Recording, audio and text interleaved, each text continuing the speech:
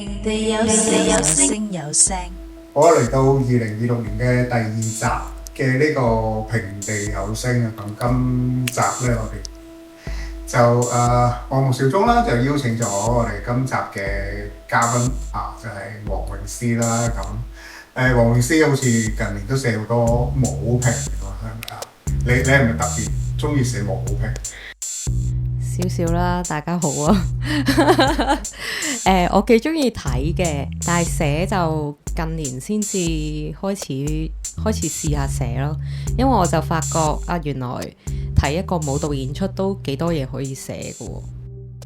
我覺得劇場可能太多嘢寫，即係你可能又要講佢服裝又可以寫，音樂又可以寫，燈光又可以寫，但係反而舞蹈就好似簡單啲，係啦，變咗你容易切入啲，所以就比較可以容易啲打開個 file， 然之後寫你見到啲乜嘢，即係一般你會描述即係第一個切入嘅點係乜嘢？通常個空間咯，同埋體驗，用體驗嘅角度去寫多啲嘅，即係入到去我點樣感受個空間，我覺得個氛圍係點啊？我同個舞台嘅距離啊，同觀眾嘅唔係同表演者嘅距離啊，咁樣係啦。同埋佢可能比較多佢冇對白啊，即係可能間唔中都會有對白啦，舞蹈，但係可能佢元素比較少啲，你多啲時間喺度思考或者諗，我睇到啲乜嘢呢？或者我點樣想像我而家眼前見到啲嘢係啲乜呢？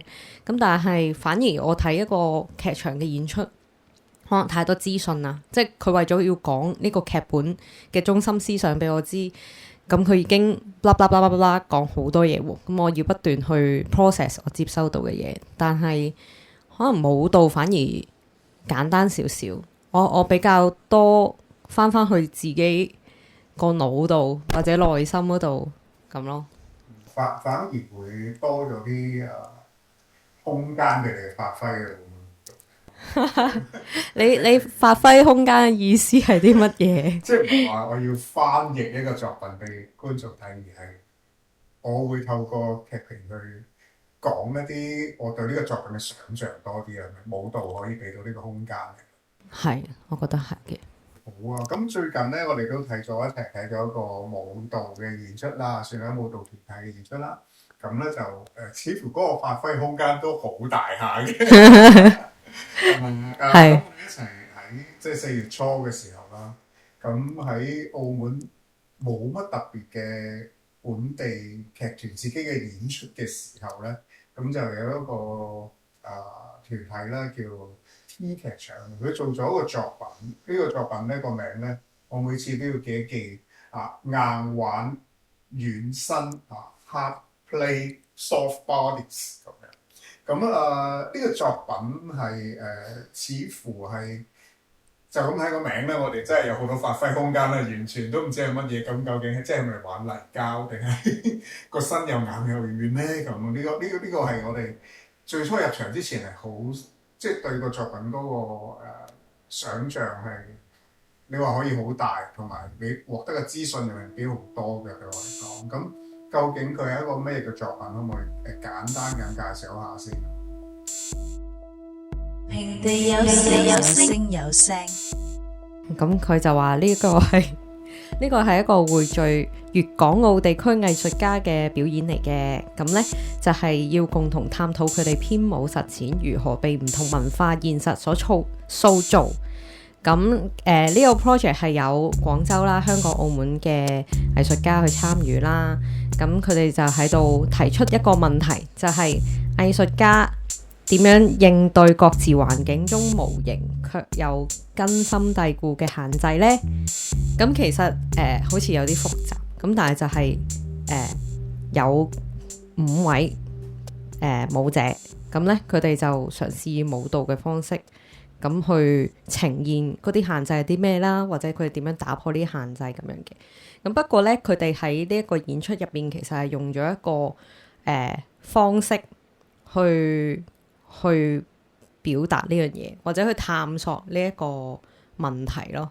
不如我哋即係為咗嗰啲冇入場睇嘅觀眾着想，從我哋作為觀眾入場嘅之前開始講起啦。咁我最記得入場之前就俾人攔截住，就係話你要首先要加入一個微信嘅群啊。咁呢個群咧就係主辦單位即係或者創作者去開設嘅群。咁之後入到劇場之後就係冇得嘅，咁就圍住嗰個 T 劇場嘅一個因為佢冇圍黑幕啦，我哋以一個似排練室嘅狀態圍住四邊咁坐低啦。咁個微信群裏邊見到啲咩咧？黃師你首先首先大家咧係要入群嘅，咁佢係一個微信群啦。微信群嘅，我覺得我本身都有用呢個軟件嘅，咁佢嘅有趣之處就係佢有得即時翻譯嘅，佢同其他 app 即係其他通訊軟件有啲唔一樣。咁入邊佢就同大家打下招呼啊，跟住大家就喺度 send 下啲 emojis 啊，send 下啲 stickers 啊咁樣。然之後其實大家入到去嗰個空間嘅時候咧，坐晒喺度就係低頭對住個電話。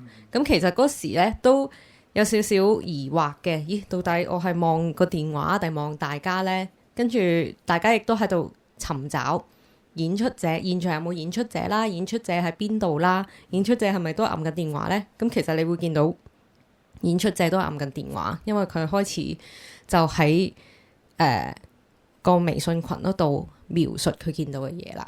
你話咧，其實我睇嗰陣時有少少期待嘅，反而係呢一刻嘅時候，因為即係大家入到去嗰見，即係通常我哋睇演出呢啲人都會好專注咁，因為同望住個舞台，望住個演出空間，期待啲嘢發生啦，或者同側邊人傾偈啦。咁但係好有趣嘅咁。入到呢個場咧，我哋見到嘅人全部都耷低頭嘅，望住個電話。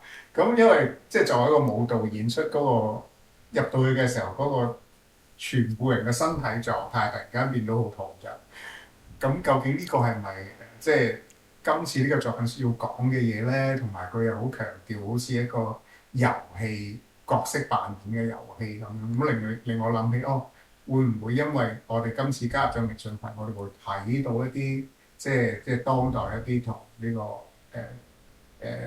手機嘅裏邊嘅一啲通訊軟件啦，或者一啲遊戲啊，裏邊有啲咩關係咧？角色扮演啊，咁開始有啲期待嘅。咁於是我哋就繼續喺個微信群入邊咧睇到一啲信息咯。咁呢啲信息係咩咧？即係除咗一啲發咗呢個奇怪嘅圖之外，其實舞者係會直接喺個群入邊講 Hello， 我係其中一位表演者啊，即係我着咗咩衫。咁其實你現場就會即刻 spot 到嗰個人喺邊嘅。我又有少少覺得，咦？你已經將自己暴露咗你個身份，你係邊個咯？即係到底呢個遊戲會係點玩呢？咁但係大家就各自去自我介紹啦。咁佢哋係冇用所謂表演，冇用身體去自我介紹，佢哋就係大家一直都係喺嗰個虛擬嘅空間嗰度認識對方咁樣，係啦。咁然後咧開始你就會見到打字嗰個人，即係舞者啦，佢就開始形容佢而家身處緊一個咩空間。咁例如佢就會話入邊冇任何嘅線啊，冇邊界啊，冇顏色啊，係一啲好抽象嘅字眼嚟嘅。咁但係啱啱先你有提到佢冇圍黑幕啦，佢係一個舞蹈嘅排練室，而所以佢係鋪咗地膠啦。然後佢亦都即係除咗冇圍黑幕之餘咧，佢係冇做任何燈光設計嘅，佢係開晒排練室所有嘅燈㗎。咁所以其實一直我就有諗緊，咦？到底幾時先會熄燈呢？因為一般我哋入場都會要唔要等佢熄燈，跟住之後再亮燈，先至係一個正式嘅演出開始呢。咁但係你慢慢就發覺，咦？好似演出已經進行緊咯。我就記得佢有一個想像嘅空間裏邊講到，即係一啲大自然嘅生態嘅。咁跟住慢慢啲舞者就開始好似咁個婆白色或者係啲根咁慢慢延伸到個空間度纏埋咗一齊。咁原來個演出咁就開始咗啦。係總共有幾多 part 嘅咁樣？好似有分開一 part 或有5部分，每個舞者有一段咯。咁首先係吳偉，即係其中一個舞者，佢嗰 part 就係用植物去做佢嘅舞蹈最 signature 嘅動作啦。咁因為我之前有睇過佢嘅演出，咁所以就大概即係原本我嘅想像啦，對於呢個演出。咁係睇到底會有啲咩事發生呢？同埋5個舞者會點樣去構成一個作品？咁但係我睇咗第一段嘅時候，就開始發現，原來呢一個係吳偉自己一個獨立嘅 piece 嚟嘅。咁不過係呢一段演出入邊呢，其實就係佢係主角嚟嘅。咁但係其他人再去配合佢咁樣咯。我有睇過 T 劇場有搞過一個階段嘅演出啦，算係啦。咁但係其實嗰個算係有一個 presentation 嚟嘅，即係佢類似 lecture performance 啊咁樣嘅嘢。咁然後嗰陣時呢一位舞者佢係用 PowerPoint 同埋用一個演出去介紹自己個創作理念嘅。咁當時佢有講返自己嘅創作背景起源去。其實個背景起源，如果冇記錯就係、疫情嘅時候，即係可能成日喺屋企，跟住佢觀察到啲植物，觀察植物、觀察大自然，佢哋嘅狀態係點，然後嘗試去模仿佢哋咁樣。咁所以我當時都幾中意嗰個作品，所以我都印象深刻。咁而我今次睇嘅時候就一回想翻都係我當日睇過比較喜歡嘅一個 piece 咯。係啦，同埋其實開頭都喺度諗，佢係一件完整作品啦，定係每個人一段呢？其實仲係好多喺度猶豫緊，即係我覺得少不免你就會喺度分析佢或者觀察佢，到底佢個結構係點樣嘅呢？佢會點樣去分配時間，同埋啲人點樣出場呢？即係我覺得可能你要寫文嘅時候呢，咁你就會諗好多呢啲嘢，就唔係好完全地享受成個過程咁樣。不過去到下一段嘅演出就係開始，大家其實又係會喺嗰個空間入邊，我覺得呢個都係佢哋有意為之嘅一個方式嚟嘅，即係大家每一段都係會四散咯，每個舞者呢，其實都係會去到場內每個角落，同埋甚至乎佢係同現場嘅觀眾好近嘅，因為現場觀眾都係坐喺四面牆係啦嘅邊邊咁樣坐喺度，咁佢哋其實係會同觀眾好接近，甚至係啦，甚至你心諗，咦，我係咪需要參與呢個演出嘅呢？我而家係咪參與緊，或者我會唔會同佢有啲咩互動咁樣嘅呢？咁然後下一段就係阿倫啦，澳門嘅舞者劉佩倫嘅演出啦。咁佢一直都有作品係好多電子音樂啦，同埋好誘人撩人嘅動態嚟噶嘛。咁佢今次其實都有擺入去，所以就都係好明顯見到係佢最 signature 嘅一啲動態咯。咁然後大家又係去配合佢去做呢啲舞動咁樣，係咯。即係劉佩倫嘅一個場次之後，第三段就有舞者走出嚟，突然間每一個舞者咧就落觀眾嗰度傾偈。係冇錯，我其實嗰下以為，咦，係咪要完啦？咁快完嘅，係咪已經演後分享啦？咁樣。地有聲有聲。嗰時就係有其中一個舞者啦，叫陳藝傑，咁佢就走過嚟，咁佢就同我哋傾偈。佢係咪問我哋頭先見到啲乜嘢？即係有冇睇到喺舞蹈入邊睇到啲權力嘅現象啊？類似係咁啦。咁因為我就比較多嘢講，我就滔滔不絕咁樣分享我睇到嘅嘢啦。咁因為佢都係講得好直接嘅，就係佢想探討嘅嘢就係舞蹈中的權力咁樣啦。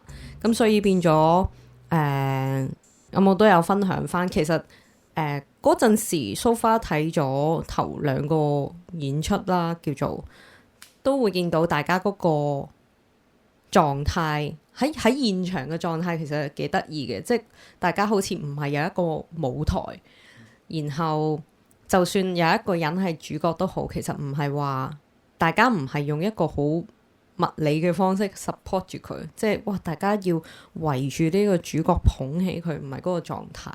咁但係其實你又會睇到入邊有一個人係的確 lead 住嗰個場嘅咁。但係我分享完，咁佢就開始講自己嘢喎。佢又唔係冇理我嘅，但係佢就開始分享一下佢嘅學習背景啦。即係例如佢以前係學中國舞，係啲群舞啊，即係大家可能都係會比較一個群體意識係好重嘅。然之後大家都需要用一個 poker face 去演出，即係大家唔可以有自己嘅情緒，唔可以有自己表情啊等等啦。即係佢好想表達翻嗰件事，然之後佢就跳走咗啦。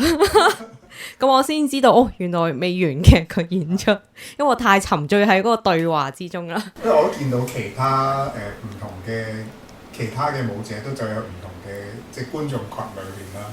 咁應該佢哋各自都有自己嘅討論，但係相信都係討論頭先所講嘅關於舞蹈同權力之間嗰個關係嘅。咁似乎討論到咁上下，舞者就會出翻嚟繼續有一個舞蹈嘅姿態，翻返去一個演出嘅叫做嗰個排練室嘅中央咁樣，係咁我自己睇嘅時候，我就好快就見到佢有一種其實都有一種幾諗住要繼續表演嘅戒備喺度嘅。可能我哋又睄到側邊嗰個演員已經講完啦。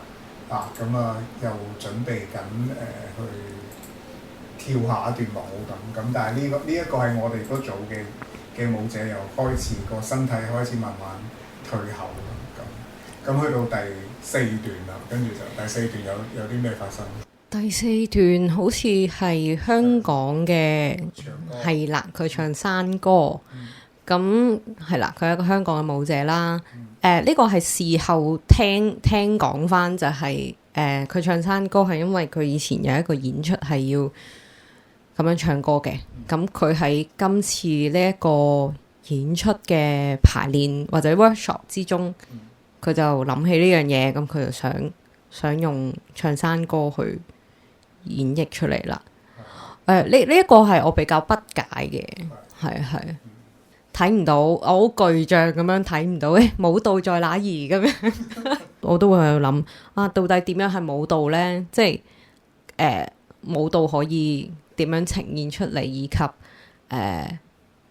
即係肢體嘅表演同舞蹈之間有冇啲咩嘅關聯啊？佢哋有啲咩唔同嘅地方啊？即係其實每次睇演出，尤其是而家好多名目嘅，即係肢體舞蹈成乜成乜，即係好多聯成之下，其實我有時都好迷失，亦都會迷失之餘，其實係好好奇或者好八卦，到底點樣為之一個舞蹈作品，或者甚至可能我哋講舞蹈劇場啊，即係好多名目。係啦，喺度諗緊到底係啲乜嘢嚟嘅咧？咁樣平地有聲有聲。而家一啲當代嘅舞蹈演出，佢可能我哋入場睇嘅，或者未必就真係以前我哋概念裏邊嘅一啲跳舞，反而就係一種即係佢嗰個喺在場嗰個身體俾到一種乜嘢嘅經驗俾我哋咧，即係可能同佢個身體嘅呈現啊，佢未必係一個好即係平時睇嘅舞蹈動作嗰種身體，可能就算佢每個人企喺度都好獨特，可能反映緊佢某一啲個人嘅歷史或者文化。咁其實可能而家有好多當代嘅舞蹈都會有呢一種舞蹈，所謂嘅有人叫佢做非舞蹈嘅舞蹈啦。咁當然呢個有爭議嘅講法啊。咁亦都喺睇呢個作品嘅時候，我自己即係突然間，因為佢突然間由一個開頭用植物嘅身體，跟住去到劉佩麟係比較即係我會覺得係有少少回歸到一種生物，即係一種原始啲嘅野性啲嘅動物嘅身體。咁到行埋嚟傾偈，好似一個好變成一個好有文明嘅人，好突然間有社交出現咗。社交出現咗。咁跟住佢又去嗰日唱山歌喎，所以我就會從嗰個身體變化裏邊，我反而都會留意，咦咁佢哋每個人唱緊歌嘅時候，個身體嘅動態係啲咩嚟嘅？即係有啲人會個身好 relax 咁，但係得個嘴度唱嘅。但係有啲咧一路唱嘅時候忍唔住個身咧就會喐嘅，佢隻手會自己喺度揸住個拳頭。我咁見到佢哋每個都唔同。咁但係呢啲嘅唔一樣又擺喺度，係咪又係佢哋希望傳達俾觀眾嘅咧？咁呢個可能喺我哋睇完之後，依然係即係冇乜特別嘅解答嘅。對我嚟講係啊。咁但係就有啲朋友覺得唱歌好聽，佢沉浸咗自己喺個山林裏邊。係啊，咁好啦。第4段唱完歌之後咧，呢個就我覺得都係延續緊嗰個主題嘅。其實就係去到最後一段就係郭芮佢嘅演出啦。咁佢係有民族舞嘅背景，都係因為之前睇過T 劇場嘅作品，所以有睇過。咁入邊佢就係用咗好多民族舞嘅手勢啊、動作啊，即係比較誇張少少。然之後佢表情都係會有啲誇張，同埋就算咧你唔想笑，你都要有個笑容咁樣。其實同前一位上一位藝術家係有少少似嘅，即係一個要 poker face， 但係另一個咧佢咧就係要依起棚牙。即係要成日好似一個洋娃娃咁樣嘅狀態，我覺得幾有趣。所以其實嗰度，我覺得一路阿倫之後下半 part，我覺得佢哋個性質同狀態比較相似。即係大家好似喺一個群體入邊要戴住某一種跳舞嘅時候要有嘅面具，係啦，而你又唔可以卸下佢咁樣。好似似乎佢哋個性質係接近啲，或者我理解上就會覺得，咦，好似係講緊一啲群體同自己一個獨立嘅人之間嘅一啲關係。咁好啦，我哋睇咗前後5段咁樣嘅叫做一人一個片段啦，組合埋一齊之後，咁個演出係咪就完咗咧？好似唔係嘅。其實佢又去翻 WeChat group 嗰度嘅，即係因為咧，大家個視線其實都係跟住舞者去走嘅。咁舞者就翻去坐翻低對住部電話，咁大家就自然我係咪會收到 message 咧？咁你又打開睇啦，咁原來都差唔多完咯。係啊，其實我咧就話，咦，要唔要 BBQ 啊？咁呢個就係某大台電視劇嘅 ending， 就係我哋 ending 就要跳起身 BBQ 咁樣。咁但係入邊就有人話，好似做唔到喎，跟住就不過不如就用其他方式啦。然之後咧就開始叫導演出嚟，咁導演就話咁我哋拍個手啦。咁最後就完咗啦，係啦。咁所以我喺度諗。即係雖然我唔係一個反叛嘅觀眾啦，即係但係我就諗，咦，到底呢個 group 有啲咩用咧？同埋即係早知我就 aggressive 啲，即係我試下喺個 group 度做啲破壞得唔得咧？咁樣。咁我後尾完場嘅時候，其實我有問導演嘅，你驚唔驚會有人破壞呢個對話或者嗰個 flow 啦？跟住佢就話唔怕㗎，其實你講咗句嘢，咁可能你就會你講嘅嘢都會俾其他 message 淹沒嘅咁樣。咁冇錯，係啦。咁我就覺得，呢件事係得意嘅，都即係呢樣嘢其實都幾印證到我哋入嚟。如果今日講嘅大主題係權力咁樣啦，其實我哋係冇嘅喎，即係好似似乎係被賦予咗啲權力啊，你都可以你 join 入去呢個 group 度，咁但係其實你被容許入去呢個 group 度都唔係你自己有選擇嘅喎。然之後完嘅時候你都冇選擇。佢話呢一個係共構啊、共同創作啊，同埋係一個叫做 LARP LARP Live Action Role Playing Game 嘅真人角色扮演遊戲嘅一個編舞方式嚟嘅，即係一個編舞嘅遊戲啦。咁所以其實佢係邀請緊大家，我喺度諗到底佢係邀請緊幾位舞者去參與呢個遊戲，一定係邀請埋觀眾去參與呢？即係因為佢用 WeChat 叫大家入 group 呢個動作，就似乎邀請埋我哋去玩嘛。但係其實我哋喺呢個遊戲入邊只係 NPC，我哋係唔會有任何作用，所以我哋係冇參與到點樣編舞咯。而佢哋先至係參與緊，即係呢5位舞者先至係參與緊編舞遊戲嘅玩家嚟嘅。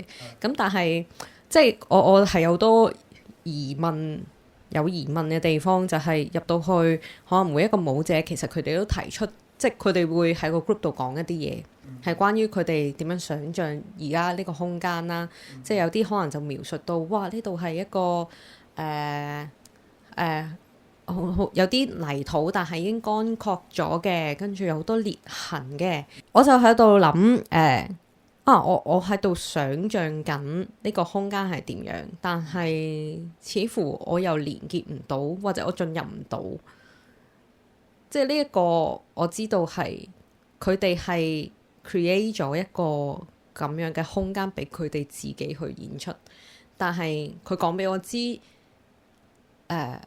個用處唔大咯，因為我唔係真係喺嗰個 game 入邊，或者就算我有呢個想像都好啦，咁即係我只能夠係想一想，然之後睇佢點樣呈現出嚟，而嗰個空間，我又覺得實在佢係好刻意地，我估啦，刻意地開晒所有嘅燈，即係佢係一個排練室，然之後要大家喺呢個視覺衝突下想像，即係一般我哋會劇場會掛好多黑幕啊，或者用好多劇場嘅語言去製造一個illusion 俾你，話俾你知啊，呢一個唔係劇場嘅空間，呢個唔係舞台嚟嘅，呢個係一個森林，呢個係一個課室咁樣。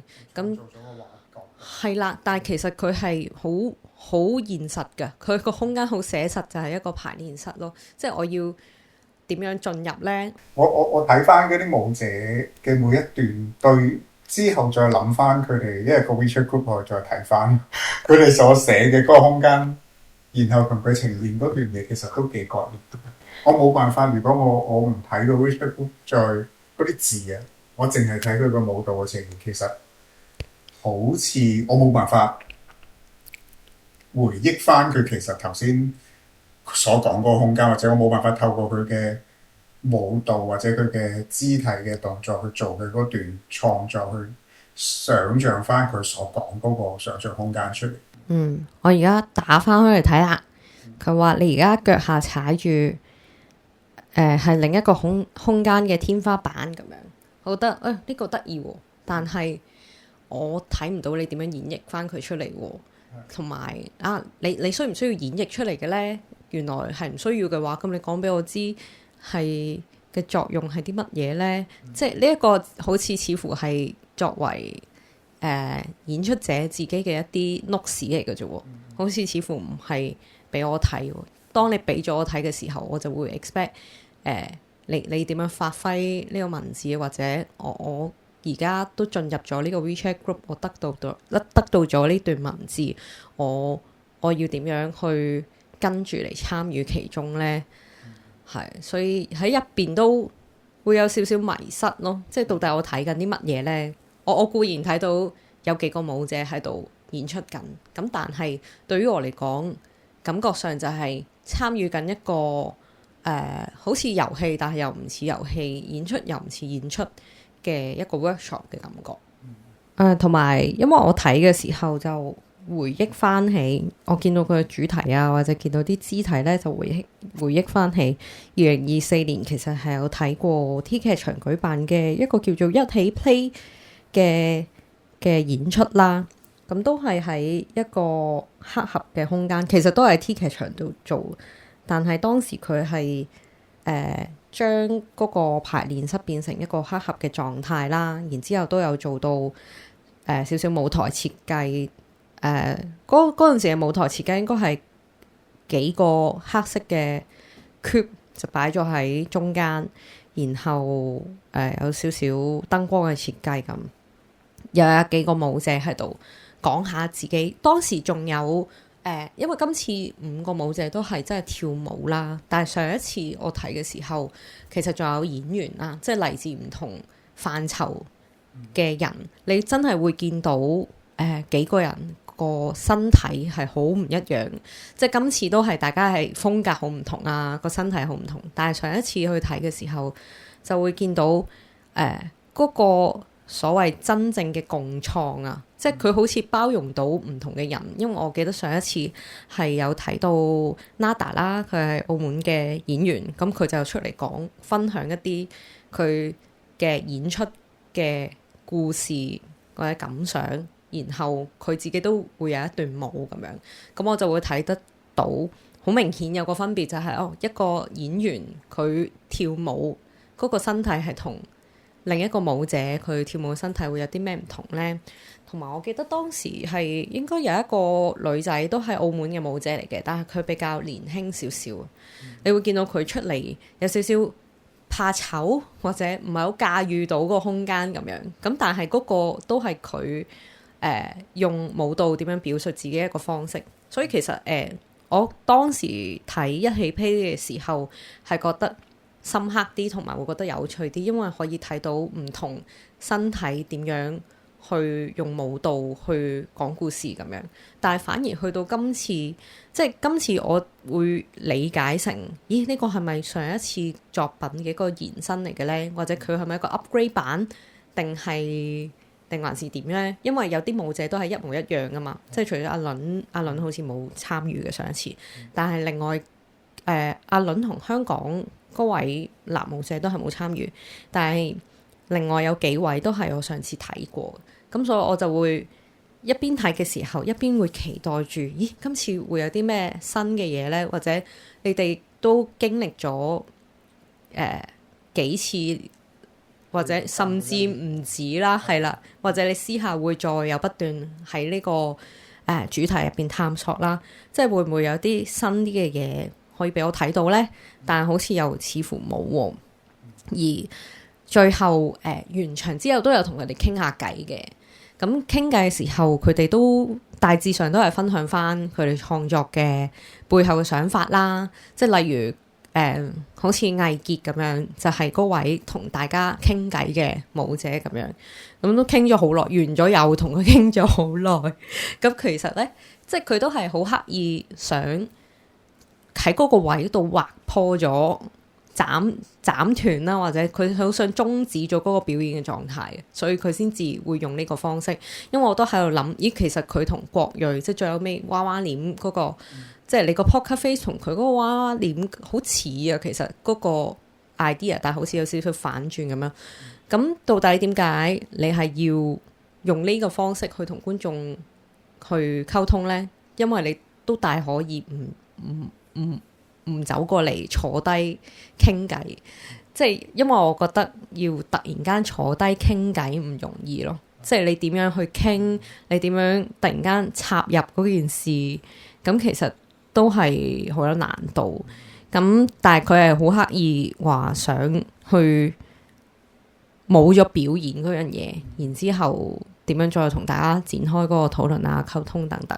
咁我覺得呢啲都係有趣。即係我聽完，即係同大家傾完偈之後，我會覺得呢個係一個有趣嘅工作坊嘅感覺。而我睇到你點樣將你嘅想法或者一啲編舞方式去放入去，咁但係如果我唔係同你有多啲嘅對話或者交流嘅話，我就會覺得好似入嚟睇咗一場排練嘅感覺咯。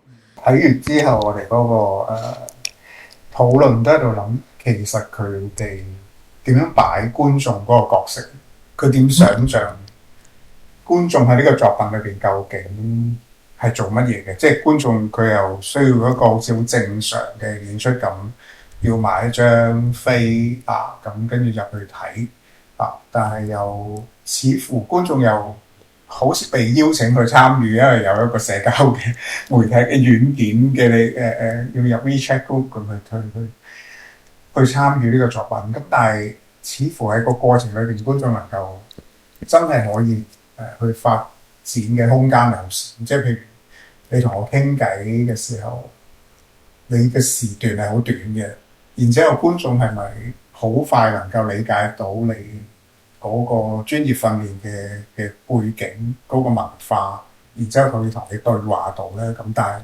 又見到佢好快你要準備跳翻出去繼續變翻個表演嘅狀態。咁所以即係究竟觀眾喺呢個作品裏面角色係乜？佢即係佢點？佢當觀眾係咩嚟？喺呢個作品裏邊，咁會係一個可以繼續討論嘅一個空間。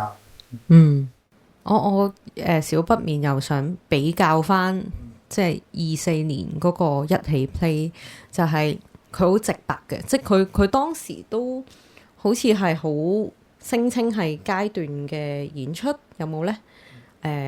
反正就係個感覺上，佢同觀眾嗰個距離或者溝通方式呢，就係比較一齊互動，或者點樣可以令件事去有所發展嘅。因為例如佢哋上一次嘅演出就係直接同大家傾偈嘅，即係佢係舞者，但係佢企出嚟就係我而家準備表演啦。咁我呢，就係以前喺邊度讀啲乜嘢嘅舞，我就會點。即係其實對於我哋呢啲麻瓜啦、一般觀眾啦，咁就會覺得原來你嘅背景係咁，因為我唔認識你噶嘛。即係佢就直接地介紹自己，然之後再跳佢嗰隻舞，然之後再分享佢嘅故仔。咁我就會覺得如果你係想邀請大家一齊玩呢件事嘅話，或者邀請我去了解你嘅話，咁呢個係一個好直接又舒服嘅方法。但係今次就少咗呢樣嘢，即係好似刪減咗一啲同大家語言上溝通嘅位置啦。咁但係就好似大家少咗啲切入點去了解你本身呢一個編舞方式到底係啲乜嘢呢？即係大家可能需要睇長刊先至了解到，或者睇長刊都未必會了解到，因為啲文字都有啲深嘅喎。係，我有少少覺得睇完呢個演出，覺得呢個演出嘅主題呢，就可能唔係權唔權力啊，或者群體啊等等嘅嘢，而係呢個主角就係睇你個編舞，你個主題就係編舞遊戲是什麼咁樣。即係因為入邊佢冇嘗試，即係大家都淨係單純地用身體或者用個空間去講佢點樣編，點樣做呢個編舞遊戲，或者點樣去透過呢件事去令到舞者同另一個舞者合作咁樣啦。咁但係當佢哋描述呢個空間係點嘅時候，佢都冇用燈光啦，冇用音樂啊，冇用一啲舞台調度啦。即係其實基本上真係好單純地用身體就去講嗰件事。即係似乎我入嚟並唔係睇你舞者自己想講啲乜嘢，我都大概睇到嘅。咁但係個主題其實係一個編舞 workshop 咁樣。睇呢個編舞點樣去做一個 workshop， 即係個作品支付嘅型。所以我都想問，即係到底我入嚟睇一個舞蹈演出又好，劇場演出又好，即係要有幾齊備一啲叫做劇場嘅元素先至係足夠呢？即係先至算係足夠呢？咁樣，即係會唔會我開晒大燈咁就係唔係一個正式嘅演出？即係我又覺得好似唔應該係咁樣去界定嘅。咁今日我哋嘅平地有聲嘅討論啦，即係一個作品其實可以延伸好多唔同嘅思考喺度嘅。咁即係一方面即係乜嘢為之一個跨界嘅作品啦？即係而家我哋敘事方式嚟講點跨界先至係一個合適嘅做法咧？定係其實冇所謂嘅合適嘅做法又或者乜嘢為之一個我哋視為演出嘅一個作品，定係佢係一個階段性嘅呈現工作坊嘅呈現咧？咁我哋點樣界定咧？咁呢個作品都可以俾我呢方面嘅思考嘅。咁因為我哋平地有聲咧就嚟到呢一度啦，希望之後會更多引發大家唔同嘅問題嘅作品出現。拜拜。拜拜。平地有聲有聲。